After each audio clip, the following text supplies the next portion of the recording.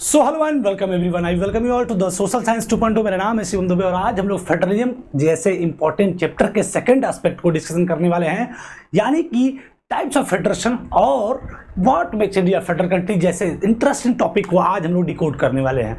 बात करें आज के सेशन की तो हम लोग इन दो टॉपिक पे बात करने वाले हैं। इसके पहले हमने किन किन टॉपिक्स पे चर्चा किया है, एक मिनट में कंसोलिडेट कर लेते हैं उनको भी, क्योंकि हमने जाना है कि अब तक फेडरलिज्म के डेफिनेशन, साथ ही साथ हम लोगों ने जाना है की features of federalism, federal system, unitary system, इन तीनों एस्पेक्ट को बाकायदा हमने क्रिस्टल क्लियर कर लिया हुआ है कि फेडरलिज्म की डेफिनेशन क्या होती है। According to the definition of federalism we know that federalism is a system of government in which the power is divided between the central authority and its various constituent units of the country. और साथ ही साथ हमने देखा था कि federal system और unitary system क्या होते हैं, की फीचर्स में 7 फीचर्स को हमने देख लिया है। अब जो है हम अपनी जर्नी को स्टार्ट करते हैं और आज की हमारी जो जर्नी है वो है की फीचर टाइप्स ऑफ फेडरेशन, जो रूट्स ऑफ फेडरेशन है, कितने रूट्स में मिलती है। तो 2 रूट्स के बारे में जानने वाले हैं और what makes India federal country जैसे इंपॉर्टेंट एस्पेक्ट को जानने वाले हैं। स्टार्ट करते हैं सेशन को। The exact balance of power between the central and state government varies from one federation to another. कह कि वेरी करता है क्या फेडरेशन, क्या कर फेडरेशन जो है एक देश से दूसरे देश में क्या करता है, वेरी करता है। क्या exact balance of power between the central और स्टेट, सेंट्रल और स्टेट के बीच में जो पावर का एग्जैक्ट बैलेंस है वो अलग अलग, अगर किसी देश में एक जैसा किसी तरह फेडरेशन दिख रहा है तो जरूरी नहीं कि उसी तरह फेडरेशन दूसरे देश में भी देखने को मिले। यानी कि हर देश में सेंट्रल और स्टेट के बीच में शेयरिंग, जो पावर शेयरिंग का जो अरेंजमेंट है वो वेरी कर सकता है। क्या कर सकता है, वेरी कर सकता है। अर्थात जरूरी नहीं कि हर देश में एक जैसा ही फेडरेशन हो। कारण क्या है, कारण ये है कि this balance depend mainly on the historical context in which the federation was formed. ये वहाँ के हिस्टोरिकल और कल्चरल सिस्टम पे कहीं ना कहीं डिपेंड करता है कि फेडरेशन किस तरीके से होगा। इसको हम लोग लास्ट में डिटेल में जानने वाले हैं। And there are 2 kinds of route through the which federation have been formed. All over the world की बात करें, जितनी भी कंट्रीज हैं उन सभी के यहाँ अगर फेडरेशन की बात करें तो 2 टाइप्स के रूट्स निकल के सामने आते हैं। 2 रूट से ही सारे फेडरेशन देखने को मिल जाते हैं। पहला होल्डिंग टुगेदर, दूसरा कमिंग टुगेदर। आप पहला कमिंग टुगेदर भी बोल सकते हैं, दूसरा होल्डिंग टुगेदर भी बोल सकते हैं। अगर ये वर्ल्ड मैप देखा जाए तो हमने कल पढ़ा भी था कि 40% of the total area of the world, 40% total area of the world की अगर बात करें तो लोग, देश फॉलो करते हैं फेडरल सिस्टम को, फेडरलिज्म को अपने यहाँ इंप्लीमेंट करते हैं, अपने यहाँ फेडरल पॉलिसीज को अडॉप्ट करे हुए हैं।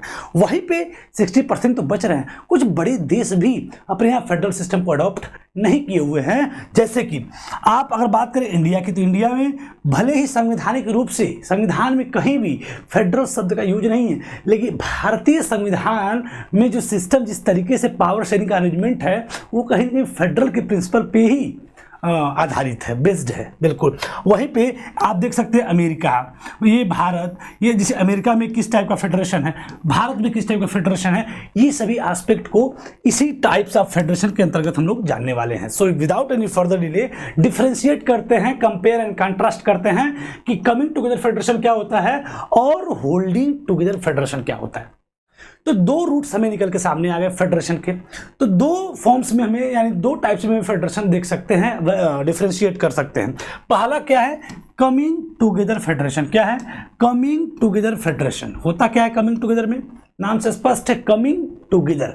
स्टार्ट करें तो the first route involve the independent state coming together on their own form to form a bigger unit so that by pooling sovereignty and retaining identity they can increase their security। अगर ऐसा होता है then we call it as वहां पे coming together federation हो रहा है। मतलब कि क्या, कि पहले रूट की में बात करें तो ये चीजें इन्वॉल्व होती हैं कि जब इंडिपेंडेंट स्टेट कमिंग टुगेदर साथ आते हैं on their on to form a bigger unit. किसके लिए, कि एक बड़ी यूनिट बना सके। कारण क्या है, so that bye pooling sovereignty, अपनी सोवरेंटी को पूल करके अपने आप को एक बड़ी यूनिट के रूप में स्टेब्लिश करना चाहते हैं, और साथ ही साथ इस पूरे प्रोसेस में एंड रिटेनिंग आइडेंटिटी, ये नहीं कि अपनी आइडेंटिटी को खो दें, आइडेंटिटी को बनाए रखते हुए सोवरेंटी को पूल करते हैं और सिक्योरिटी को इन्हेंस करते हैं। क्या? They can increase their security, और अपनी सिक्योरिटी क्या कर लेते हैं? इंक्रीज कर लेते हैं। तो इस प्रकार के जो फेडरेशन होते हैं उसको हम लोग बोलते हैं कमिंग टुगेदर फेडरेशन। एक बार फिर समझते हैं कि पहली बार अगर बात करें कि जब छोटे छोटे इंडिपेंडेंट स्टेट साथ आते हैं और एक बड़ी यूनिट का निर्माण करते हैं। क्या करते हैं? एक बड़ी यूनिट, बड़े देश के रूप में अपने आप को इस्टेब्लिश करने का प्रयास करते हैं। और ऐसा करते कैसे हैं? अपनी सोवरेंटी को, छोटे छोटे देश अपनी सोवरेंटी को पूल करते हैं, और साथ ही साथ उस पूरे प्रोसेस में ऐसा नहीं कि जब छोटे छोटे देश मिल जाएंगे तो उनकी खुद की आइडेंटिटी खत्म हो जाएगी, नहीं, अपनी आइडेंटिटी को बनाए रखेंगे, साथ ही साथ अपनी सोवरेंटी को पूल करके एक बड़ी यूनिट का निर्माण करेंगे, बड़ी यूनिट का यानी बड़े देश का निर्माण करेंगे। और ऐसा करके वो अपनी क्या सिक्योरिटी को क्या करते हैं? इंक्रीज करते हैं। तो इस तरीके से जब पावर शेयर करके या पावर शेयरिंग का जो सिस्टम होता है तो उसमें हम लोग बोलते हैं कि यहाँ पर कमिंग टुगेदर, यानी इस टाइप से कोई अगर देश बनता है और बन के अपनी पावर को शेयर करता है या अपनी पावर शेयर करके देश को बनाता है तो उसको हम लोग बोलते हैं कमिंग टुगेदर फेडरेशन से ये देश क्या हुए हैं? बने हुए हैं। एग्जाम्पल के लिए यूएसए, स्विट्जरलैंड एंड ऑस्ट्रेलिया, इन सभी देशों में कमिंग टुगेदर फेडरेशन का सिस्टम देखने को मिलता है। कुछ और बातें कि in this first category of the federation all the constituent states usually have equal power. ये आपको याद रखना पड़ेगा कि जितने भी स्टेट साथ आके बिगर यूनिट बनाते हैं उन सब की पावर क्या होती है? बिल्कुल इक्वल होती है। क्या होती है? इक्वल होती है। And are strong voice vis the federal government. मतलब कि समझिए कि छोटे छोटे इंडिपेंडेंट स्टेट साथ आते हैं और एक बड़े स्टेट का निर्माण, बड़े देश का निर्माण करते हैं, और इस पूरे प्रोसेस को ऐसा करने से अपनी सिक्योरिटी को क्या कर लेते हैं? वो इंक्रीज कर लेते हैं। और ये तरीका पूरा काम कैसे करते हैं? By pooling their sovereignty. और जब ये एक साथ मिलते हैं तो ऐसा नहीं कि अपनी आइडेंटिटी को खो देते हैं, बल्कि अपनी आइडेंटिटी को रिटेन किए रहते हैं, आइडेंटिटी को बनाए रखते हैं। तो इस तरीके से जो फेडरेशन होता है उसको हम लोग बोलते हैं कमिंग टुगेदर फेडरेशन। दूसरे पॉइंट की अगर बात करें, जो सेकेंड रूट की बात करें, सेकेंड रूट का जो फेडरेशन हमें देखने को मिलता है वो होता है होल्डिंग टुगेदर फेडरेशन। नाम से स्पष्ट है, होल्डिंग, पकड़ के रखना, पकड़ के जो फेडरेशन बनाया गया हो। जैसे कि the second route is where a large country decides to divide its power between the constituent state and the national government. ये एग्जाम्पल अगर देखा जाए तो इंडिया, स्पेन और बेल्जियम। भारत हमारा 1947 में आज़ाद होता है। जब आज़ाद होता है तो अंग्रेज़ों से जब भारत को मुक्ति मिलती है तो उसके बाद जितने भी रजवाड़े थे, रियासतें थी, वो भी इंडिपेंडेंट होने का प्रयास करती। लेकिन अगर वो इंडिपेंडेंट होते तो सॉवरेंटी को अपने प्रोटेक्ट वो कर नहीं पाते। इन कंडीशन में ये हुआ कि अगर हम यूनिफाई कर भी देते हैं और सभी स्टेट्स को मिला देते हैं तो स्टेट्स को लगेगा कि पावर उनके साथ शेयर हो ही नहीं रही है, और पूरी पावर अगर सेंट्रल गवर्नमेंट अपने हाथ में रख लेगा तो भाई स्टेट को लगेगा कि हमको क्या मिल रहा है, हम क्यों उनके साथ हैं। तो उनको लगा कि भाई पूरी पावर को कंसोलिडेट ना करके पावर को हम थोड़ा थोड़ा सबको दे के तब एक बड़ी यूनिट का निर्माण कर लें। इस प्रकार से जो फेडरेशन होता है उसको होल्डिंग टुगेदर फेडरेशन बोलते हैं। मतलब कि the second route is where a large country, जब एक बड़ा देश डिसाइड करता है कि हम अपनी पावर को डिवाइड कर देंगे, क्या कर देंगे? पावर को बांट देंगे बिटवीन द कॉन्स्टिट्यूएंट स्टेट्स, जितने भी उसके घटक हैं, जितने भी अलग अलग राज्य हैं उन सभी में, एंड द नेशनल गवर्नमेंट, और जो राष्ट्रीय सरकार होगी यानी नेशनल गवर्नमेंट, और जितने भी उसके कॉन्स्टिट्यूएंट यूनिट्स होंगे, कॉन्स्टिट्यूएंट स्टेट्स होंगे, उनके बीच में पावर को शेयर कर लेंगे, पावर को बांट देंगे। तो इस प्रकार से जो फेडरेशन होता है यानी पावर की जो शेयरिंग होती है उसको हम लोग बोलते हैं holding together federation.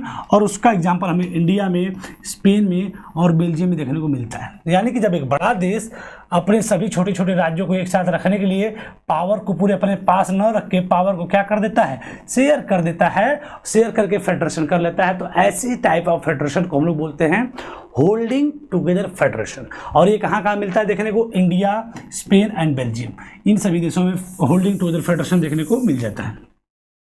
In the second category, the central government tend to be more powerful vis-a-vis the state. होता क्या है यहाँ पे, क्योंकि पूरी पावर का कंसोलिडेशन सेंट्रल गवर्नमेंट के हाथ में हो सकता था, लेकिन उसने पावर को डिवाइड कर दिया, फिर भी central government is more powerful than state government. Central government जो है फिर भी अगर देखा जाए तो स्टेट गवर्नमेंट के कंपैरिजन में मोर पावरफुल होती है।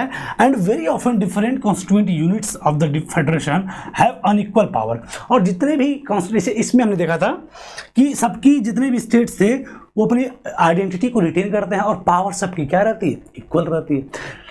होल्डिंग टुगेदर की अगर बात करें तो उसमें सबकी पावर क्या अनइक्वल भी हो सकती है, किसी की बहुत ज़्यादा, किसी की बहुत कम, किसी का स्पेशल स्टेटस, कुछ भी हो सकता है, यानी पावर अनइक्वल हो सकती है जितने भी कॉन्स्टिट्यूएंट यूनिट्स होते हैं। और some units are granted special power, और कुछ तो यूनिट ऐसे भी होते हैं जिनको स्पेशल पावर भी ग्रांट कर दिया जाता है। यानी ओवरऑल हम समझ गए कि होल्डिंग टुगेदर में क्या होता है कि बड़ी कंट्री अपनी पावर को डिसाइड करती है कि मैं अपनी कॉन्स्टिट्यूएंट स्टेट्स में क्या कर दूंगी, बांट दूंगा।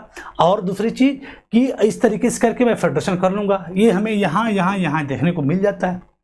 होता क्या है कि central government is more powerful than state government, और साथ ही साथ जितने भी कॉन्स्टिट्यूएंट स्टेट्स होते हैं उन सबकी पावर इक्वल इसमें इस टाइप ऑफ फेडरेशन में देखने को नहीं मिलती है। सबकी अनइक्वल, किसी की ज़्यादा, किसी कम, किसी की जो स्पेशल स्टेटस, इस टाइप से कुछ देखने को मिलता है।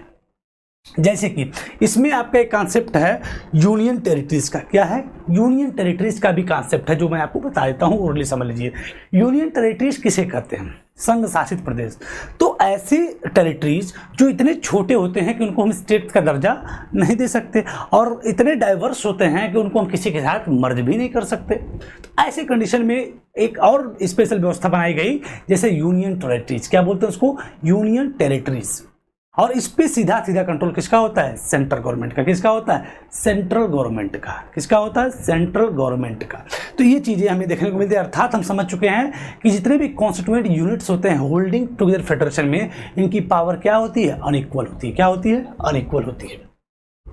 अब जो हमारी अगली और इंपॉर्टेंट हेडिंग शुरू हो रही है वो है व्हाट मेक्स इंडिया कंट्री। अब तक हमने देखा कि routes of federation, coming together routes, coming together federation और होल्डिंग टुगेदर फेडरेशन, दोनों को हमने समझ लिया। अब हम लोग देख रहे हैं कि what makes India a federal country. क्या चीज़ है जो इंडिया को एक फेडरल कंट्री बनाती है? तो अगर इसकी बात करें तो थोड़ा सा इसका ब्रीफली हम समझ लेते हैं कि we have earlier seen how the small country like Belgium and Sri Lanka face to many problem by managing the diversities. हमने देखा पहले चैप्टर में भी, इस चैप्टर में भी हमने देखा बेल्जियम और श्रीलंका बड़े ही छोटे छोटे देश हैं, अपने डाइवर्सिटी को मैनेज करने के लिए, मेंटेन करने के लिए तमाम प्रकार की डिफ़िकल्टीज़ को फेस करते हैं। कोई कर पाता है, कोई नहीं कर पाता है। But what about a vast country like India with so many language, religions and regions. ये छोटी देश की बात हो गई। अगर डाइवर्सिटी है, छोटी सी डाइवर्सिटी है, फिर भी हैंडल नहीं हो पा रहा है। लेकिन क्या अगर बात करें भारत जैसे एक बड़े देश की, तो आखिर वो कैसे, जहाँ पे इतनी ज़्यादा डाइवर्सिटी है, रिलीजन के बेस पे, रिलीजियस के बेस पे, आपका लैंग्वेज के बेस पे, रीजन के बेस पे इतनी बड़ी डाइवर्सिटी, उसका क्या, वो कैसे अपनी डाइवर्सिटी को हैंडल करेगा? तो ये चीज़ कही गई है what are the power sharing arrangement in the our country. तो आखिर बेल्जियम श्रीलंका का हमने पढ़ लिया अरेंजमेंट, तो आखिर भारत का जो अरेंजमेंट सिस्टम है वो कैसा है उसको हम लोग देखेंगे। So let us begin with the constitution. India had emerged as an independent nation after a painful and bloody partition. हम कहानी जानते भी हैं, एक बड़ी ही कॉम्प्लिकेटेड, बड़ी ही भयावह स्थिति के बाद भारत का जो पार्टीशन होता है, भारत की आज़ादी होती है, बड़ी ही पेनफुल और ब्लडी पार्टीशन भारत का देखने को मिलता है। इसके बाद एक भारत जैसे देश का इमरजेंस हमें देखने को मिलता है, और इतनी ज़्यादा डाइवर्सिटी भी एग्जिस्ट किया करती थी। और उस डाइवर्सिटी को कैसे हैंडल करेंगे, कैसे मैनेज करेंगे, जहाँ पर रिलीजन, रिलीजियस, रीजन, इन सभी बेस पे जो डाइवर्सिटी हमें चारों तरफ देखने को मिलती है। तो आखिर भारत ने अपने यहाँ की डाइवर्सिटीज को कैसे हैंडल किया उसको हम लोग देखते हैं। And soon after independence several princely state become a parts of the country. आज़ादी के जस्ट बाद बहुत तमाम जो है प्रिंसली स्टेट थे भारत के हिस्से बनने के लिए तैयार हुए, कुछ तैयार हुए, कुछ नहीं तैयार हुए, किसी को तैयार किया गया, तमाम चीज़ें हमें देखने को मिलती है।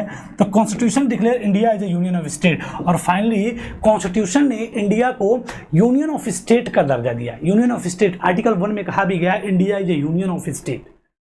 But although it did not use word federation, लेकिन भारत के संविधान में कहीं भी फेडरेशन शब्द का यूज नहीं, फेडरेशन शब्द का यूज नहीं। जबकि मतलब तो दोनों का एक ही है, लेकिन भारत के संविधान में कहीं भी फेडरेशन शब्द का यूज नहीं, जबकि कहा गया है कि India is a union of state, India is a union of state, the Indian union is based on the idea of, based on the principle of federation. जबकि शब्द का तो यूज नहीं किया गया है, लेकिन अगर बात किया जाए प्रिंसिपल्स की तो बिल्कुल फेडरेशन के प्रिंसिपल पे ही इंडिया काम करती है। तो कुछ ये सब ओवरव्यू आपके एनसीईआरटी पेजेस में जब ये आपकी हेडिंग स्टार्ट होती है तो वो आपका लिखा हुआ है। So let us go back to the 7 features of the federation mentioned above. जो हमने 7 फीचर्स पढ़ा था ऊपर किसके, फेडरलिज्म के, कि 2 or more level of government, jurisdiction अलग अलग होनी चाहिए, फंडामेंटल प्रोविजन को बदल नहीं सकता, supreme court act as an umpire, ये तमाम जो फीचर्स हमने ऊपर पढ़ा है उन सभी फीचर्स को इंडिया के कॉन्टेक्स्ट में टैली कराते हैं और देखते हैं क्या वो सभी फीचर्स इंडिया से मैच करते हैं कि नहीं। अगर वो मैच करते हैं then we call it as India is a federal country. भले शब्द का यूज न किया जाए लेकिन प्रिंसिपल में तो कह ही सकते हैं कि हाँ, इंडिया के फेडरेशन में फेडरलिज्म शब्द का भले यूज न हो लेकिन फेडरलिज्म के प्रिंसिपल को भारतीय व्यवस्था में इंप्लीमेंट किया गया हुआ है, देखने को मिलता है। So we can see that all these features apply to the provisions of the Indian constitution. आपका इसको पूरा हम लोग देखना शुरू करते हैं। तो यहाँ से हमारा चैप्टर क्या होता है, शुरू होता है, एक टॉपिक शुरू होता है कि द कॉन्स्टिट्यूशन ओरिजिनली, मतलब वो क्या क्या चीज़ें हैं जिनको देख के, जैसे बताइए पूछ रहा है कि what makes India federal country, क्या चीज़ है जो भारत को फेडरल बनाती है। तो आखिर हम लोग जान चुके हैं कि एक फेडरल सिस्टम ऑफ गवर्नमेंट के क्या फीचर्स होते हैं और वो फीचर्स होते हैं 7। वो 7 फीचर हमने पढ़ लिया है। अब इंडिया को चेक करना है कि India is a federal country or not, तो उन सभी फीचर्स को उठाएंगे और इंडिया के कॉन्टेक्स्ट में मिलाएंगे और टैली करने पे अगर वो सभी विशेषताएं भारत के कॉन्टेक्स्ट में मिलती हुई देखने को मिल जाती हैं then we call it as India is a federal country. क्या बोलेंगे, India is a federal country. So पहली फीचर्स को हम लोग मिलाते हैं जिसमें कहा गया था देयर आर 2 लेवल ऑफ या 2 tiers of government. So the constitution originally provided for a 2 tier system of government. हम जानते हैं शुरुआत में ही भारत में कम से कम 2 tier ऑफ गवर्नमेंट एग्जिस्ट किया करती थी। संविधान ने ऐसी व्यवस्था बनाई, सेंट्रल और स्टेट। क्या, सेंट्रल और स्टेट, सेंट्रल और स्टेट, ये 2 लेवल की सरकार हो गई तो 2 लेवल होनी चाहिए। तो भाई इंडिया इज फेडरल कंट्री, पहली चीज तो मिल गई। सो द यूनियन गवर्नमेंट और what we call the central government representing the union of India and the state government. यानी कि भारत में संविधान ने ये चीजें प्रोवाइड करा दी, 2 tier सिस्टम ऑफ गवर्नमेंट, एक यूनियन गवर्नमेंट जिसको हम लोग सेंट्रल गवर्नमेंट बोलते हैं और एक जो है स्टेट गवर्नमेंट, 2 लेवल। लेकिन बाद में कुछ ही दिनों के बाद एक 3rd tier, literal 3rd tier of federation या federalism was added in the form of panchayats and municipalities.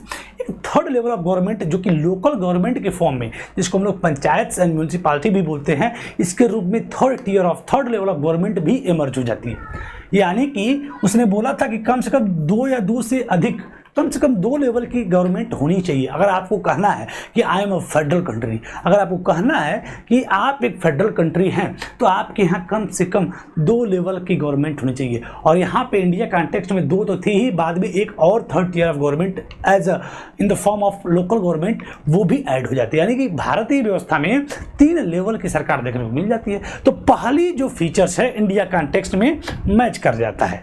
पहली चीज हमारा डन हो चुका है कि ठीक है भाई, इस कॉन्टेक्स्ट में हम लोग बोल सकते हैं कि India is a federal country, लेकिन शब्द का यूज बिल्कुल संविधान में कहीं से भी नहीं है।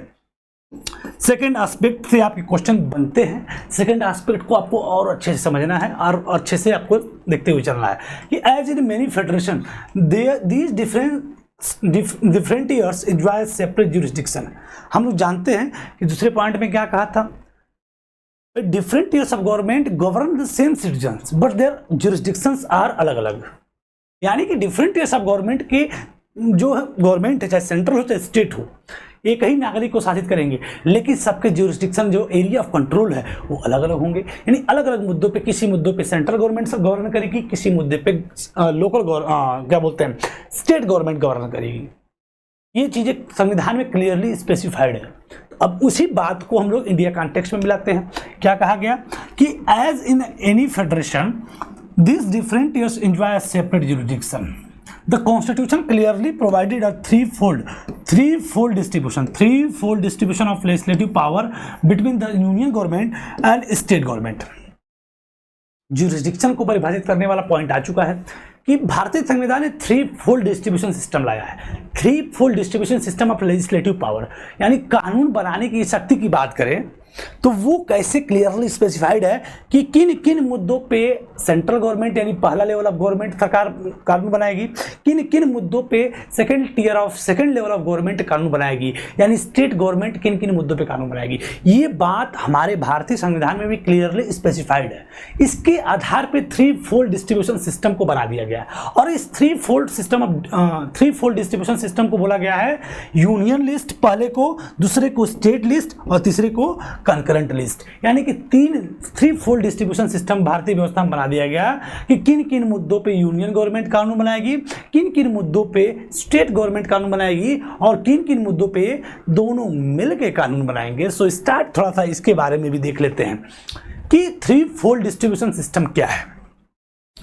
अगर बात करें यूनियन लिस्ट की, नाम से स्पष्ट है कि यूनियन मतलब सेंट्रल गवर्नमेंट, यानी जिन मुद्दों पे, जिन पॉइंट्स पे कानून बनाने का राइट जो है, अधिकार जो है सेंट्रल गवर्नमेंट को, चूंकि ये आधा सत्य है, सेंट्रल गवर्नमेंट चाहे तो जो है यूनियन किसी भी मुद्दे को यूनियन गवर्नमेंट में ला सकती है, बट लिखा है तो हम पढ़ते हैं कि यूनियन गवर्नमेंट जिन जिन मुद्दों पे कानून बना सकती है उन सभी मुद्दों को किस लिस्ट में रखा गया है। 3-fold डिस्ट्रीब्यूशन की बात करें तो यूनियन लिस्ट में रखा गया है। फॉर एग्जाम्पल अगर बात करें यूनियन लिस्ट की, किसकी बात करें, यूनियन लिस्ट की, include subjects of national importance, ऐसे सभी मुद्दे जो नेशनल के लिए यानी राष्ट्र के लिए इंपॉर्टेंस रखते हो, यूनिफॉर्म लॉ पूरे देश के लिए अगर चाहिए जिन जिन मुद्दों पे, तो उन पे कानून बनाने का अधिकार किसके पास होगा, यूनियन गवर्नमेंट को, और उन सभी मुद्दों को यूनियन लिस्ट में रखा गया। एक बार फिर से समझते हैं कि include subjects of national importance such as defence of the country, जैसे देश की सुरक्षा का मामला हो, इस पे काम करने का फर्स्ट जो राइट है वो है सेंट्रल गवर्नमेंट को। फॉरेन अफेयर्स की कोई विदेशी मामला हो, बैंकिंग, कम्युनिकेशन एंड करेंसी, इन सभी मुद्दों पे जो लेजिस्लेटिव पावर है वो है यूनियन गवर्नमेंट के पास, अर्थात वो है सेंट्रल गवर्नमेंट के पास।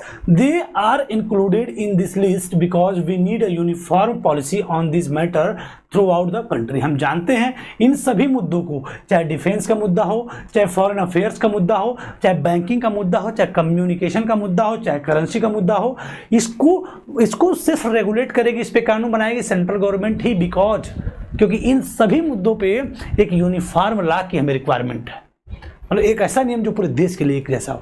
अगर फॉरेन अफेयर्स का कोई मामला होगा तो उस पर स्टेट गवर्नमेंट जाके क्या हल करेगी, हर स्टेट अपने अपने फॉरेन अफेयर्स को देखने लगे, फिर तो डिसइंटीग्रेट हो जाना है।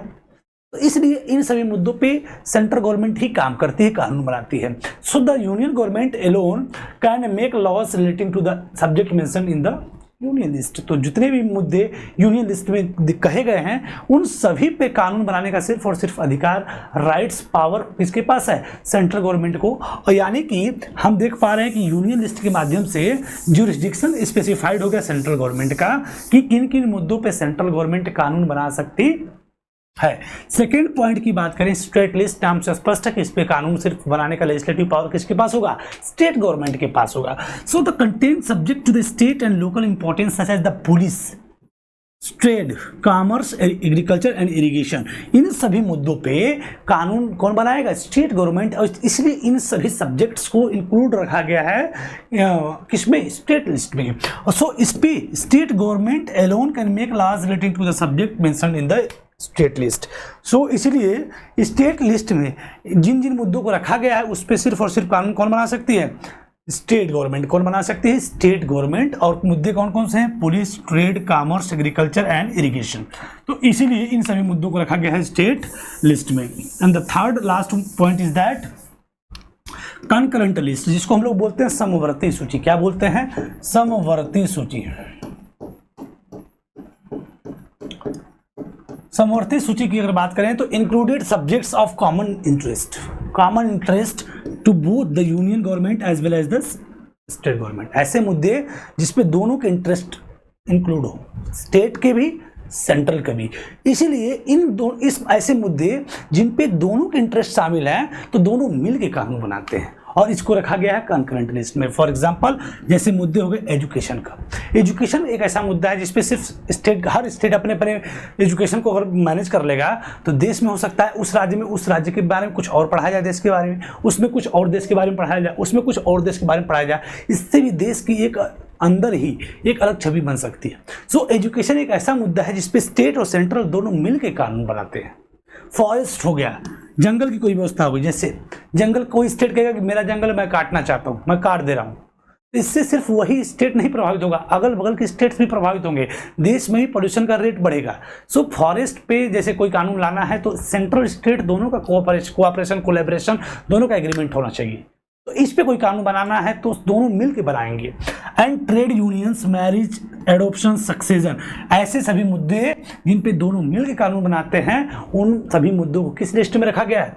कंकरेंट लिस्ट में। और ये सभी मुद्दे क्या है? Education, forest, trade union, marriage, adoption and succession.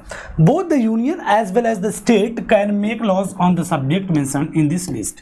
इस लिस्ट में जितने भी मुद्दे कहे गए हैं, इस पे दोनों यूनियन गवर्नमेंट हो या फिर जिसको सेंट्रल गवर्नमेंट बोलते हैं और स्टेट गवर्नमेंट, दोनों मिल के इस पे जो है यूनिफॉर्म लॉ बनाते हैं, कानून बनाते हैं। If there laws conflict with each other, the law made by the central union government will prevail. अगर इस लिस्ट में किसी भी कानून को बनाते समय दोनों के बीच में डिस्प्यूट क्रिएट होता है, किसी प्रकार के विवाद की स्थिति बनती है, तो जो सेंट्रल गवर्नमेंट के द्वारा बनाया गया लॉ होगा वही प्रिवेल होगा। तो यहाँ से भी आपको समझ में आ गया होगा कि कहीं न कहीं central government is often more powerful, central government often more powerful then state government. तो ये हमने पढ़ लिया।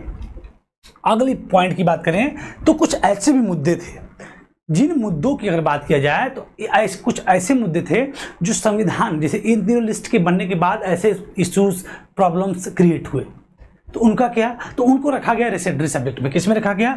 रेसिडरी सब्जेक्ट में, अतिरिक्त मामला में। और वो सभी मुद्दे जैसे कि कंप्यूटर सॉफ्टवेयर संबंधित कोई भी मुद्दा था, क्योंकि उस वक्त कंप्यूटर जैसी समस्या थी भी नहीं, कंप्यूटर खुद नहीं था, तो कहीं ना कहीं इसको हैंडल करने के लिए कुछ नई समस्या जो संविधान बनने के बाद आई, ये तीनों लिस्ट बनने के बाद आई, तो ऐसे मुद्दे जो इन सभी चीज़ों के यूनियन स्टेट कंकरेंट बनने के बाद जो समस्या क्रिएट हुई, उन सभी समस्याओं पे कानून बनाने का जो सिस्टम आया, इन मुद्दों को अब किस लिस्ट में रखा जाए, तो इनको रखा गया रेसिडरी सब्जेक्ट में। और इस पे सिर्फ और सिर्फ यूनियन गवर्नमेंट के पास पावर है कि इसको लेजिस्लेट कर सके, इस पे कानून बना सके।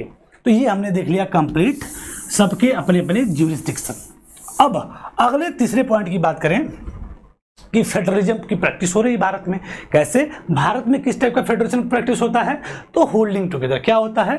होल्डिंग टुगेदर फेडरेशन की प्रैक्टिस होती है। इंडिया की अगर बात करें तो वो इंडिया के कॉन्टेक्स्ट में होल्डिंग टुगेदर फेडरेशन हमें देखने को मिल जाता है, क्योंकि do not give equal power it's constituent units. India ने अपने किसी भी कॉन्स्टिट्यूएंट यूनिट्स को इक्वल पावर नहीं दिया हुआ है, किसी को ज़्यादा, किसी को कम, किसी को स्पेशल स्टेटस, यानी जहाँ जैसी रिक्वायरमेंट पड़ी वहाँ वैसे पावर को शेयर किया, सबकी पावर इक्वल नहीं है। Thus, all states in the Indian Union do not have identical power. Some states enjoy special status. कुछ स्टेट जो हैं स्पेशल स्टेटस को भी इंजॉय करते हैं, such as Assam, Nagaland, Arunachal Pradesh and Mizoram enjoy special power under the certain provisions of the constitution of India article 371। जैसे कि जम्मू और कश्मीर के इसके पहले जो मामला था 370 का, तो इस अनुच्छेद, इस आर्टिकल के माध्यम से जम्मू कश्मीर स्पेशल स्टेटस को इंजॉय करता था। अभी तो फिलहाल वो चीज़ सारी खत्म है।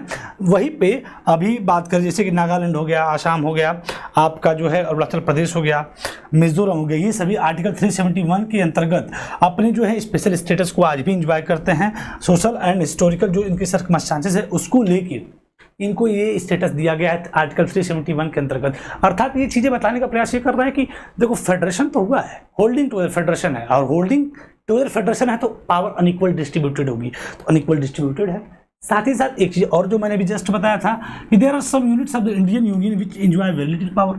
कुछ ऐसे भी यूनियन हैं जो बड़े ही कम पावर को एंजॉय करते हैं, कुछ ऐसे हैं जो बहुत ज़्यादा करते हैं, कुछ कम करते हैं, कुछ स्पेशल करते हैं। तो वो सारी चीज़ें बता रही है कि किस प्रकार से डाइवर्सिफिकेशन हमें देखने को मिलता है अलग अलग स्टेट्स में, अलग अलग स्टेट्स में। So these are area which are too small to become an independent state but which could not merge with any of the existing state. ये हमने बताया था यूनिट टेरिटरी का कॉन्सेप्ट है। कुछ स्टेट्स ऐसे भी होते हैं जो बड़े छोटे होते हैं कि उनको स्टेट का दर्जा हम लोग नहीं दे सकते, कुछ और इतने ज़्यादा डाइवर्स होते हैं कि किसी स्टेट के साथ उसको मर्ज भी नहीं कर सकते। तो इसलिए वहाँ पे एक नया कॉन्सेप्ट आया यूनियन टेरिटरीज का। किसका आया? यूनियन टेरिटरीज का। जैसे कि चंडीगढ़, लक्षद्वीप और भी तमाम चीज़ें हैं, जैसे कैपिटल सिटी ऑफ दिल्ली, ये सभी को यूनियन टेरिटरी बना देगा और इस सीधे direct under control by the central government. क्या है? This territories do not have the power of state. इन सभी टेरिटरीज के पास पावर ऑफ स्टेट का दर्जा नहीं है, ना ही इनके पास स्टेट का पावर है। और central government has special power to running this types of running this area. इन सभी एरिया को रन कराने में सेंट्रल गवर्नमेंट ही बेसिकली वर्क करता है। फोर्थ पॉइंट की बात करें तो फंडामेंटल प्रोविजन हमने पढ़ा था फीचर्स ऑफ फेडरलिज्म में कि fundamental provision can not be change unilaterally by one level of government. इसके लिखा जाए consent of both level, consent of both level. जैसे कि this sharing of power between the government, union government and the state government is the basic structure of the constitution. It is not easy to make changes to the power sharing arrangement. तो जो power sharing arrangement है उसको change करना इतना आसान नहीं है, उसको आप चेंज यूनिलैटरली कर ही नहीं सकते इंडिया कॉन्टेक्स्ट में। इसके लिए क्या प्रोसेस होता है थोड़ा सा उसको हम लोग जानते हैं कि the parliament can not it's on changes this arrangement. यहाँ तक कि पार्लियामेंट खुद अपने इस अरेंजमेंट को चेंज नहीं कर सकता। तो इसका मतलब चेंज नहीं होगा। क्या हो सकता है? चेंजेस होने के लिए कुछ चीज़ें जरूरी होती हैं। क्या होती है उसको समझते हैं।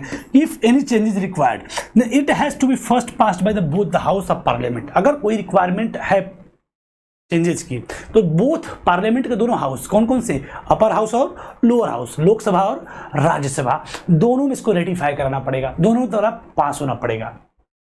भाई बहुमत से, जैसे कि लोकसभा में 545 सीट है तो अगर इसमें रेटिफाई होना है तो 272 प्लस लोग जो है इस बात पे एग्री कर लें कि हाँ भाई ठीक है। उसी तरह राज्यसभा में तो दोनों हाउस में पास होगा। उसके बाद विथ एटलीस्ट दोनों सभा में पास होगा एटलीस्ट 2/3 ऑफ द मेजोरिटी, कम से कम 2/3 मेजोरिटी से वो बात लोकसभा और राज्यसभा दोनों में क्या होना चाहिए? रेटिफाई होना चाहिए, पास होना चाहिए। इसके बाद then it has to be ratified by the legislature of at least half of the total state.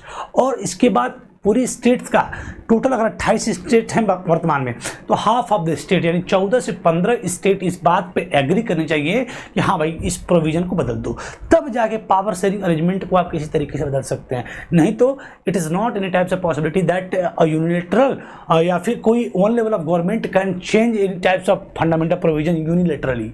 तो किसी भी फंडामेंटल प्रोविजन को यूनिलैटरली कोई भी वन लेवल ऑफ गवर्नमेंट अकेले चेंज नहीं कर सकती इंडिया कॉन्टेक्स्ट में। तो ये फीचर्स भी फेडरलिज्म का भारत के कॉन्टेक्स्ट में मिलता है, क्योंकि अगर किसी भी चेंजेस को आपको करना है तो दोनों हाउसेज में पहली बार 2/3 मेजोरिटी के साथ पास होना चाहिए, plus half of the total state भी इस बात को रेटिफाई करें, तब आप फंडामेंटल प्रोविजन को क्या कर सकते हैं?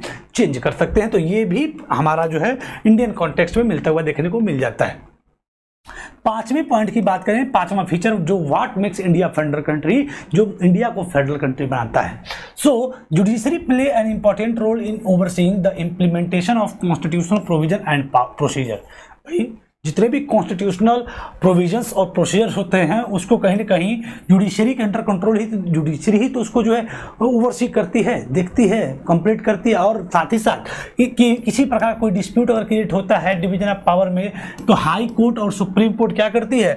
उस मामले में डिसीजन देती है। यानी कि हमने उसमें पढ़ा था कि court have the power to interpret the constitution, and when dispute arise between the central and state government, then supreme court या highest court act as an umpire between the dispute between the levels of government। अगर levels of government के बीच में कोई भी dispute create होता है तो जो highest court है act as an umpire काम करता है। क्या करता है? act as an umpire। तो इंडिया कॉन्टेक्स्ट में देखने को मिलता है कि भाई जुडिशरी एक इंपॉर्टेंट रोल प्ले करती है, चाहे इम्प्लीमेंटेशन की बात हो, किसी भी प्रकार के कॉन्स्टिट्यूशनल प्रोविजन की और या फिर प्रोसीजर की इम्प्लीमेंटेशन की बात हो तो उस पर जुडिशरी एक इंपॉर्टेंट रोल प्ले करती है।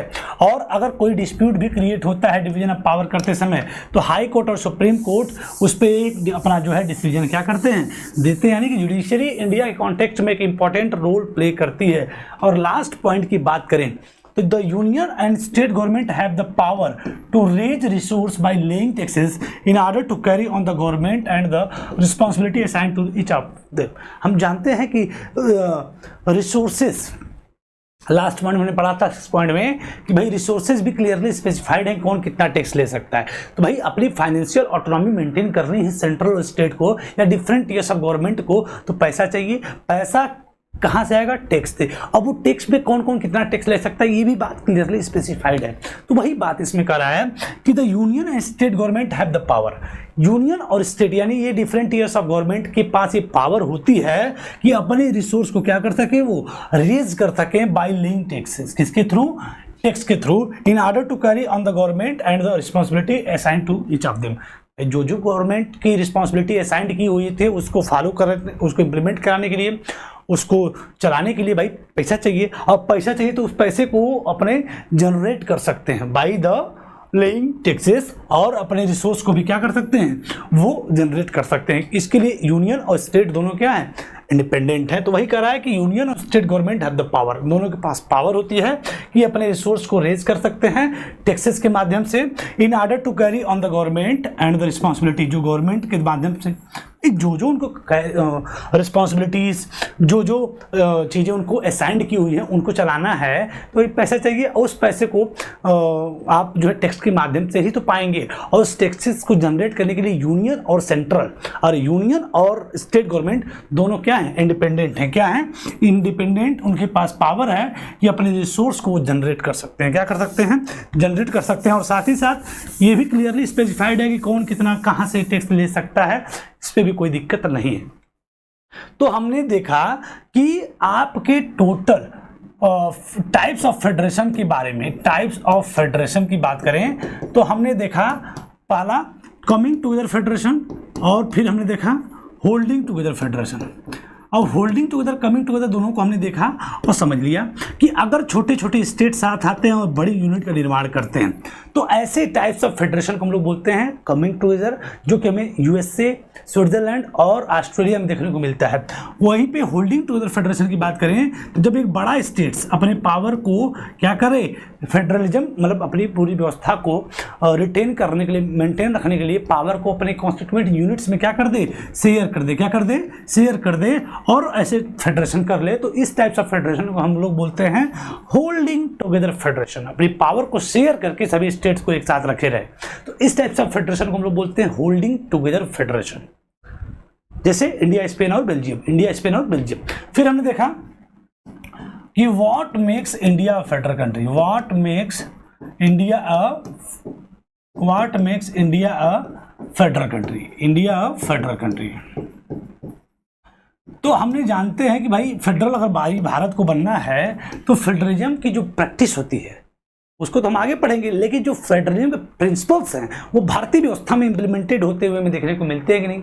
तो फेडरलिज्म के फीचर्स हम जानते हैं, 7 फीचर्स हैं। उन सभी 7 फीचर्स को इंडिया कॉन्टेक्स्ट में हमने क्या कर दिया, वन बाई वन क्या कर दिया, वन बाई वन हमने क्या कर दिया, इंप्लीमेंट कर दिया उन 7 फीचर्स को। तो पहला फीचर्स हमने देखा कि 2 या 2 से अधिक लेवल की सरकार होनी चाहिए, तो भाई इंडिया में है, डन हो गया। दूसरा चीज़, सबके अपने ज्यूरिसडिक्शन क्या होने चाहिए, अलग अलग हैं, जिसके माध्यम से हम लोग जानते हैं कि यूनियन लिस्ट, स्टेट लिस्ट और कॉन्करेंट लिस्ट और रेसिडरी सब्जेक्ट ये सब देखने को मिलते हैं लेजिस्लेटिव पावर के कॉन्सेप्ट में। और साथ ही साथ फंडामेंटल प्रोविजन को कभी भी कोई वन लेवल ऑफ गवर्नमेंट जो है चेंज नहीं कर सकती, यूनिलेटरली करना भी है तो 2/3 मेजोरिटी से पास होना चाहिए both the house of parliament और half of the total states का रेटिफिकेशन होना चाहिए। इसके बाद आपका कोर्ट है power to interpret the constitution, ये भी हमने देखा। साथ ही साथ रिसोर्स कैसे मेंटेन करेंगे, रिसोर्स प्लानिंग कैसे अपने रिसोर्स को जनरेट कर सकते हैं, इसके लिए यूनियन और स्टेट दोनों के पास पावर है कि अपने रिसोर्स को टैक्सेस के माध्यम से कैसे जनरेट कर सकते हैं। तो इन सभी फीचर्स को जब हमने इंडिया के कॉन्टेक्स्ट में मिलाया तो इंडिया के कॉन्टेक्स्ट में ये सभी फीचर्स हमें देखने को मिल जाते हैं कि ये मिल रहे हैं। Then we call it as India is a federal country. But आपको एक चीज़ याद रखनी पड़ेगी कि भारतीय संविधान में किसी भी प्रकार से फेडरल शब्द का यूज नहीं, बल्कि आर्टिकल 1 में कहा गया है कि India is a union of states, India is a union of state. So I hope आज के सेशन में जितने भी पॉइंट्स हैं, टाइप्स ऑफ फेडरेशन का पॉइंट हो या फिर what makes India federal country का टॉपिक हो, उन सभी को हमने डिटेल में डिस्कशन कर लिया। कल के सेशन में हम लोग देखने वाले हैं how is federalism practised in India, कि भारत में कैसे फेडरलिज्म हो रहा है, सारी प्रिंसिपल पॉलिसीज दिख रही हैं, लेकिन कैसे प्रैक्टिस हुआ है, कैसे हम कह सकते हैं कि इंडिया में फेडरलिज्म की प्रैक्टिस हुआ है। इसको हम लोग 3 बिंदुओं के माध्यम से देखेंगे और समझेंगे। फिलहाल आज के सेशन में इतना ही। आई होप आपको आज के सारे एस्पेक्ट क्लियर, क्रिस्टल क्लियर और बिल्कुल अच्छे समझ में आए होंगे। So do like, share and subscribe this channel and share with your loving one. इसी के साथ आज के सेशन को हम लोग साइन ऑफ करते हैं। सो पढ़ते रहिए, मस्त रहिए, और इसी के साथ सेशन को हम लोग ओवर करते हैं। Thank you everyone, thank you.